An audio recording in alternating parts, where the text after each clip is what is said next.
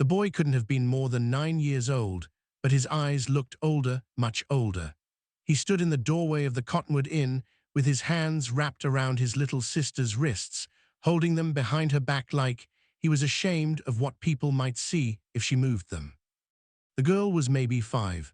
Her dress was torn at the shoulder, patched with mismatched fabric that didn't quite cover the bruises beneath. Her feet were bare, caked in red dust, and her hair hung in tangles across her face. She didn't cry. She didn't speak. She just stared at the floorboards like she was trying to disappear into them. "We're only passing through," the boy said quietly, his voice cracked. "We don't need much, just water, maybe some bread if you got extra." Samuel Frost stood behind the front desk, a towel in his hands, frozen mid-motion. He'd been drying a glass when the door opened. Now the glass sat forgotten on the counter.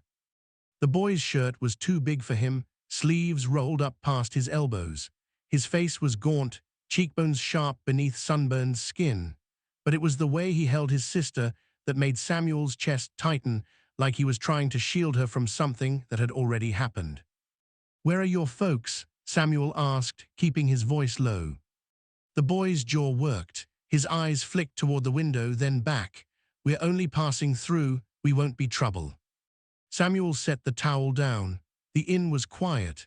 It was late afternoon, and the sunlight slanted through the windows in pale gold stripes, catching the dust motes in the air. "What's your name?" The boy hesitated. "Thomas." "And her?" "Nora." Samuel moved around the counter, crouching down so he was at eye level with the little girl. She flinched, pulling back against her brother's grip. Thomas tightened his hold on her wrists. "Don't," Thomas said quickly. "She don't like being touched." Samuel stopped. "I'm not going to touch her. I just want to see if she's hurt." "She's fine," Thomas said, but his voice wavered. Samuel studied the boy's face. There was fear there, not of Samuel, but of something else, something that had taught this child to lie about things that mattered.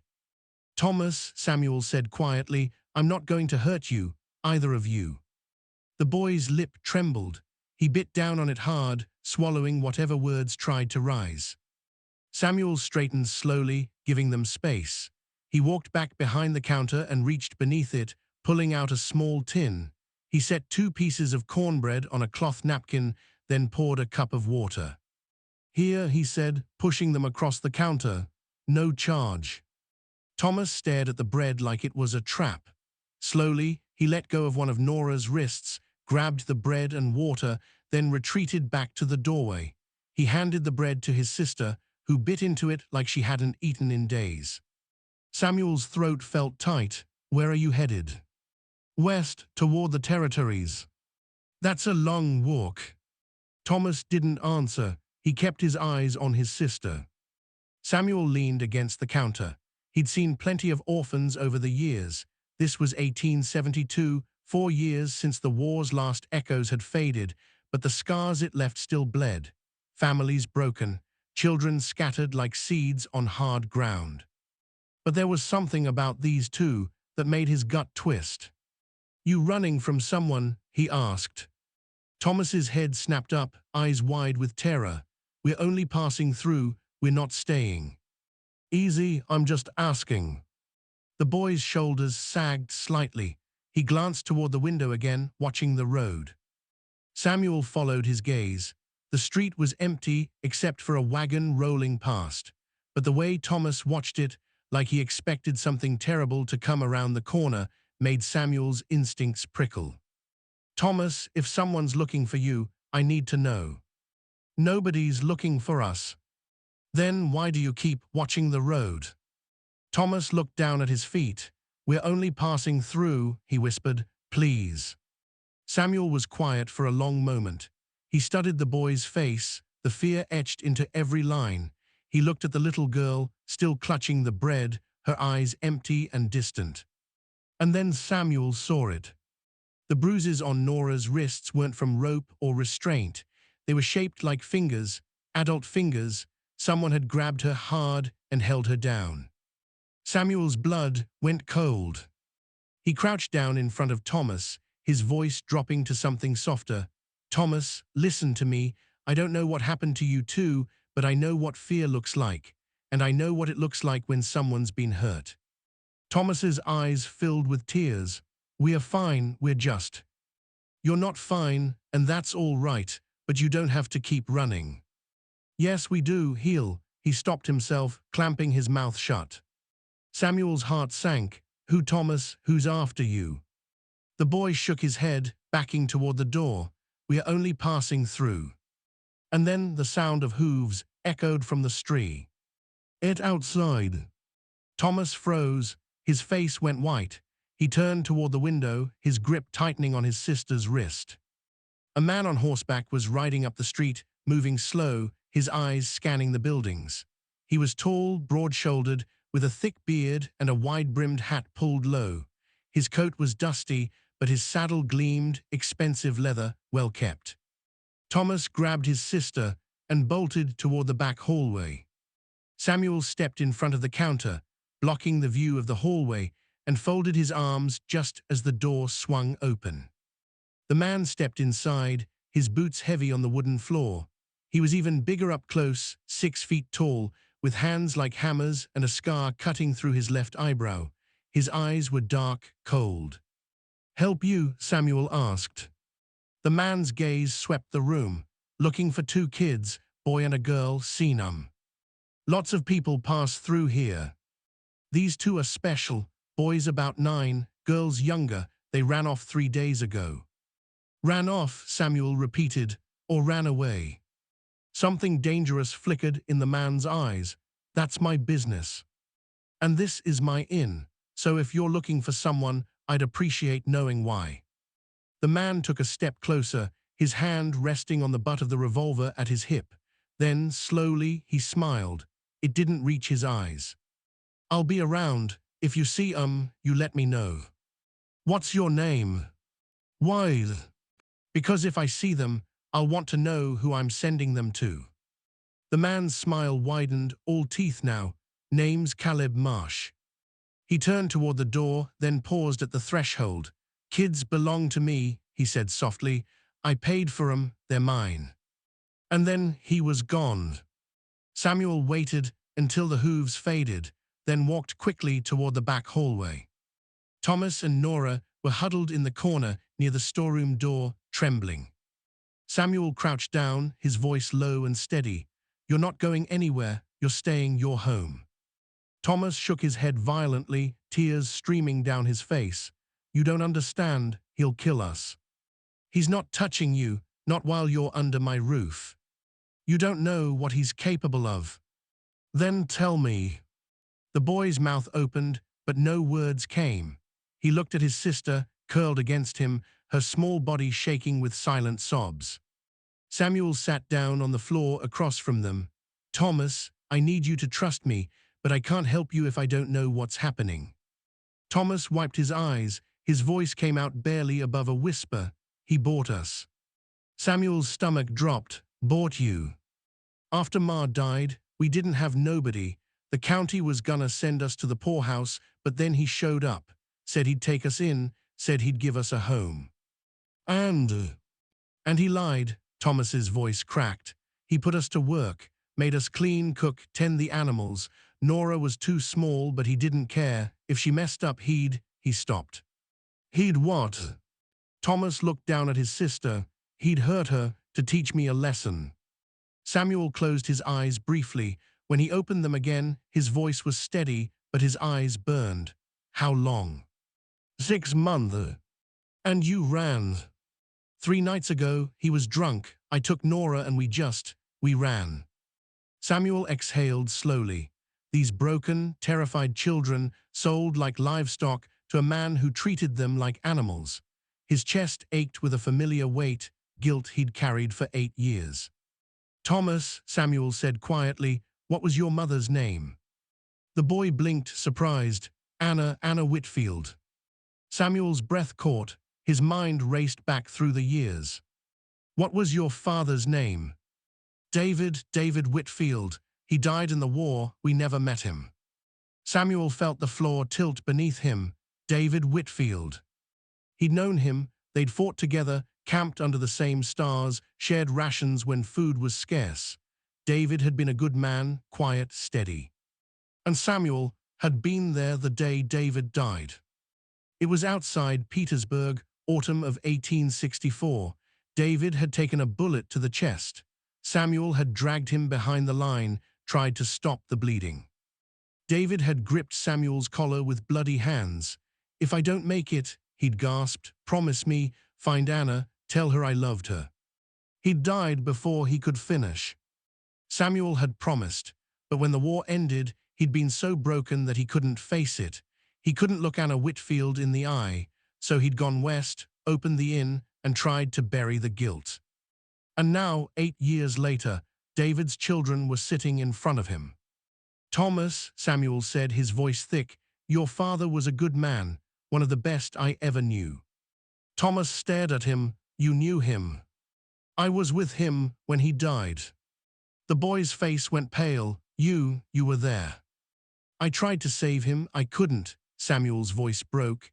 "He asked me to find your mother, to tell her he loved her. I never did. I was too much of a coward." Thomas's eyes filled with tears. "You knew my pa, and you didn't come." "No, I didn't." Samuel leaned forward. "Thomas, I can't undo what I didn't do, but I can do this. I can keep you safe. I can give you a home. You don't owe us anything." "Yes, I do. I owe your father, and I'm not running anymore." The boy looked at him, torn between anger and desperation. "He'll come back, Marsh. He won't stop. Then I'll be here when he does. You'll get yourself killed." Samuel met his eyes. "Some things are worth standing for." Thomas stared at him, then a sob broke from his chest. He buried his face in his hands.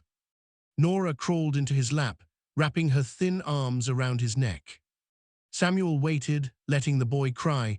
When Thomas finally looked up, his eyes were clearer. "Why are you doing this?" "Because I should have done it 8 years ago." Samuel stood, offering his hand. "Come on, let's get you both cleaned up. You're not going anywhere." Thomas hesitated, then reached out and took Samuel's hand.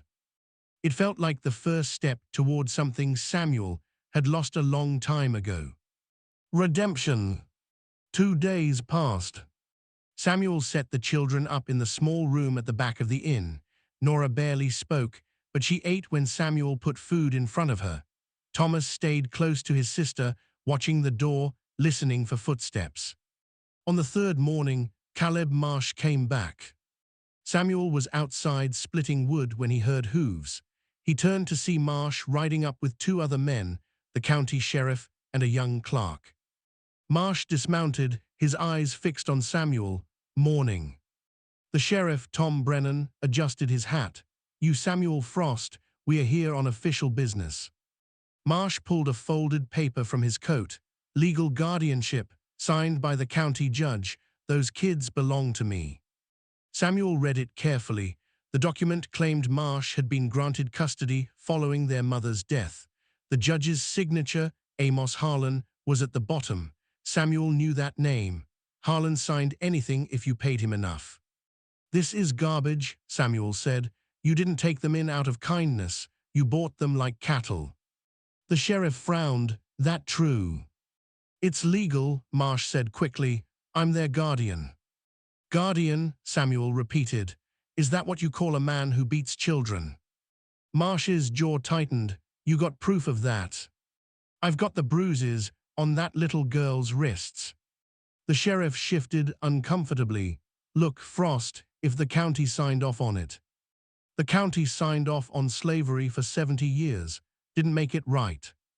Marsh stepped forward. "Those kids are mine, Frost. Hand them over or I'll take them." Samuel didn't move. "No." The word hung in the air. "You threatening me?" "I'm telling you how it is. Those children aren't leaving with you." Then, from behind Samuel, a voice spoke. "That man beat my sister." Samuel turned. Thomas stood in the doorway, Nora clinging to his side. "He locked her in the cellar for 2 days because she spilled milk," Thomas continued. "He hit me with a belt when I tried to stop him. He said we owed him, that he paid for us." The sheriff's face went grey. That true, Caleb? The boy's lying. Show them, Nora, Thomas said softly. The little girl slowly lifted her sleeve. The bruises were dark, purple and yellow, shaped like fingers. Brennan stared at them. Jesus, Caleb. She fell, Marsh said. Kids fall all the time. That's not from falling, Samuel said. The sheriff's hand moved to his gun. I'm sorry, Frost, but the law's the law. Those kids go back with Marsh. You can't be serious. I don't like it, but I don't have a choice. Marsh smiled triumphantly and stepped forward, reaching for Thomas. Samuel moved between them, closing his hand around Marsh's wrist. Don't. You just made a mistake. And then the sound of hooves echoed again, but this time it was a dozen riders. They were locals, ranch hands, old Ben Collier from the cattle spread, Jacob Hart, the blacksmith, even Margaret Dawson, the schoolteacher. They reined in their horses in a loose line across the street. Ben Collier dismounted, heard there was trouble. Samuel stared at them, throat tight. Ben. We know what Marsh is, we've known for months, we just didn't want to see it. Ben's face was grim. That changes today. Sheriff Brennan looked around, face pale. Now hold on. Tom, Ben said, you're a good man, but if you take those kids back to Marsh, you're gonna have to go through all of us. Margaret Dawson looked at Samuel. Those children stay with you, we'll make sure of it. Samuel felt something break open in his chest, something he hadn't felt in years. Hope. The standoff didn't end with violence. Marsh rode off with a promise that this wasn't over. Sheriff Brennan followed, looking like a man who'd lost something he couldn't name. The locals stayed for another hour, making sure Marsh was truly gone. Then, one by one, they left, promising to keep watch. That evening, Samuel made stew. He set the table, lit a lantern, and called the children in. They ate in silence at first, then Thomas spoke. Why'd th? I come, those people on the horses. Because they're good people, and because they've known me a long time. But they don't know us. No, but they know what's right. Thomas stared at his bowl. Nobody's ever done that before, stood up for us. Well, Samuel said gently, they did today. After dinner, Samuel showed them how to wash the dishes. When they finished, they sat by the fire. Eventually, Nora fell asleep against her brother's side. What happens now? Thomas asked quietly. What do you mean? Marsh, he's not gonna stop. I know. And the sheriff's on his side. Not entirely. Brennan's a coward, but he won't push it if the town stands against him. Thomas was quiet for a moment, then, barely above a whisper, I miss my ma. Samuel's throat tightened. I know. She used to sing to us at night. Samuel didn't say anything. There was nothing to say. After a while, Samuel spoke. Your father was a good man, Thomas. He would have been proud of you. Thomas's eyes were wet. You think so? I know so. Samuel moved to a corner and opened a small wooden box. He pulled out a pocket watch, old, scratched, but still working. This was your father's, Samuel said. He gave it to me before he died. I should have given it to your mother. He paused. I'm giving it to you now. Thomas took the watch with trembling hands. He opened it, and inside was a faded photograph of a young woman holding a baby. That's your ma, Samuel said softly, and that's you. Thomas stared at the photograph, tears streaming down his face. He clutched the watch to his chest. Samuel knelt beside him. You're not alone anymore, Thomas. You and Nora, you're home. Promise. I promise. Thomas threw his arms around Samuel's neck. Samuel held him, his own eyes stinging, his heart breaking and healing all at once. Nora stirred, blinking up at them. She reached out one small hand and touched Samuel's arm. And for the first time since they'd arrived, she smiled. On the fourth day, Ben Collier rode up, his face grim. Sam, we got a problem. Marsh filed a complaint with the territorial magistrate, says you're harboring stolen property. Samuel's jaw tightened. Those children aren't property. I know that, but the magistrate's coming next week, if he sides with Marsh. He won't. How do you know? Because I'm not letting him. Over the next few days, the locals came in shifts, bringing food, offering to keep watch, promising to testify. Margaret Dawson brought schoolbooks. Jacob Hart forged new locks. Even Sheriff Brennan stopped by. I can't go against the law, Sam, Brennan said quietly, but I can look the other way if the law's wrong. When the magistrate arrived, he was greeted by a crowd. Elias Crane was a thin, hawk-faced man. He stepped out of his carriage and frowned. What's all this? Ben stepped forward. Just folks who want to make sure justice is done, sir. Crane looked at Samuel. You understand you're in violation of a custody order. I understand that order's a lie, and I've got witnesses to prove it. Margaret Dawson stepped forward. I've seen the bruises on those children, fingerprints on the girl's arms, belt marks on the boy's back. That's not discipline, that's cruelty. We've all seen it, Jacob Hart added. Marsh doesn't care for those kids, he works them like animals. Crane frowned. Where is Mr. Marsh now? Gone, Ben said. Left town 2 days ago when he heard you were coming. Bring the children out. Samuel returned with Thomas and Nora. The children stood close to him, faces pale but steady. Crane crouched down. Do you know who I am? Thomas nodded. You're the magistrate. Crane straightened and looked at Samuel. What's your relationship to these children? Their father was a friend of mine. He died in the war. I made a promise to him, and I'm keeping it now. Crane was silent for a long moment.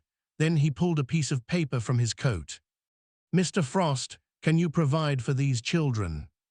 I can. Do you have the means to house them, feed them, educate them?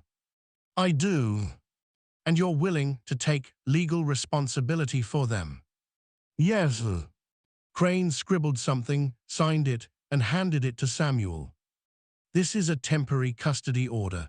It grants you legal guardianship of Thomas and Nora Whitfield, pending a formal hearing in 6 months. If Marsh has a problem with it, he can take it up with me. Samuel stared at the paper, hands trembling. Thank you. Crane's expression softened. Don't thank me, thank them, he gestured to the crowd. Without them, I'd have had no choice. As the carriage rolled away, Ben grinned. Well, I'll be damned. Samuel looked down at Thomas and Nora, who were staring up at him with wide eyes. You're staying, Samuel said softly. You're home. Thomas threw his arms around Samuel's waist. Nora followed, her small arms wrapping around his leg. Samuel closed his eyes, holding them tight, his heart so full it hurt. The months that followed were not easy. Nora woke. With nightmares, Thomas flinched at loud noises, but slowly, piece by piece, they began to heal. Margaret Dawson taught them to read and write. Jacob Hart showed Thomas the forge. Samuel taught them both to cook, to mend, to care for the inn. And every night, Samuel told them stories about their father, about the man who'd been brave and kind and strong. One evening, nearly a year after they'd arrived, Nora climbed into Samuel's lap and whispered, I love you. Samuel's throat tightened. He wrapped his arms around her. I love you too, sweetheart. Thomas, sitting beside them, looked at Samuel. You really meant it, didn't you, when you said we were home? I did. Thank you. Samuel shook his head. No, Thomas, thank you. You gave me something I thought I'd lost. What's that? A reason to stop running. Years later, people would still talk about the day the town stood together and said no to cruelty. They'd talk about the innkeeper who took in 2 orphans and gave them a home. And they'd talk about the promise a soldier made on a battlefield, a promise that took 8 years to keep, but was worth the wait. The Cottonwood Inn still stands today, run by Thomas's children, who carry the name Frost with pride. And inside, hanging on the wall above the fireplace, is a pocket watch, old, scratched, but still ticking. A reminder that some debts can't be paid with money. Only with love. The sun dipped lower over the valley, painting the sky in shades of gold and red. Samuel stood on the porch, watching the cottonwoods sway in the evening breeze. Behind him, he heard laughter, Thomas chasing Nora through the hallway, their footsteps light and carefree. Samuel smiled. "We're only passing through," the boy had said. But Samuel had told them the truth. "You're not passing through. You're staying. You're home."